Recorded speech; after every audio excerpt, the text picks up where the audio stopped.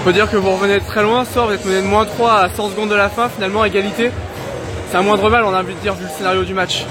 Ouais, c'était compliqué. On démarre plutôt bien le match parce qu'on prend les commandes, on a des fois plutôt un bon temps fort.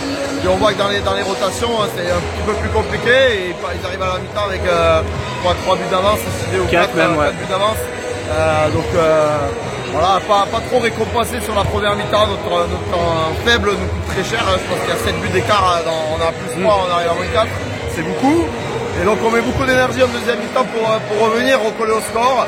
Voilà, cette énergie-là, je pense que c'est celle qui nous coûte aussi pour le moment espérer gagner. On a quelques shoots immanquables sur la fin de match qui peut nous permettre d'espérer un petit peu mieux.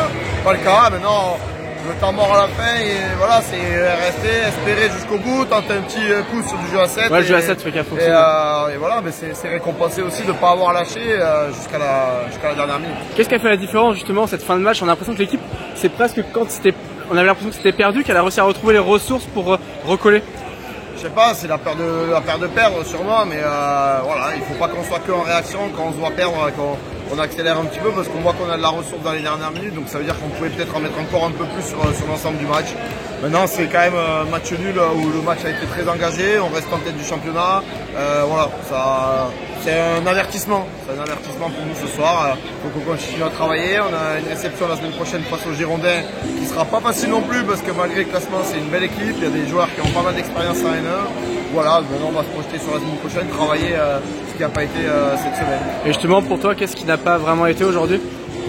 Dans l'enchaînement, les coupes des consignes, c'était mettre pas mal de vitesse. On a une phase en première mi-temps où on a pas mal joué à l'arrêt. On ne sentait pas le jeu habituel. Donc voilà, est-ce qu'il y avait un peu de pression et est-ce qu'il y avait un peu de suffisance aussi? On ne sait pas, c'est dur à évaluer comme ça. Dès qu'on fait un peu plus d'efforts défensifs, qu'on court et qu'on met de la vitesse dans la balle en attaque, on voit qu'on fait jeu égal et on revient, on recolle le -4 qu'on a à la mi-temps. On gagne la mi-temps plus 4 aussi. Au final, donc c'est ce qu'il faut aussi retenir. Pour toi, c'est un bon résultat quand même? Un bon résultat, on veut gagner à la maison. Donc, si on est ambitieux, on doit gagner à la maison. Ok. Maintenant, à 5 minutes de la fin, on peut dire que c'est un bon résultat. Voilà, donc il faut voir dans quelle situation on se pose. C'est un match nul, nous permet de rester en tête. Je te remercie.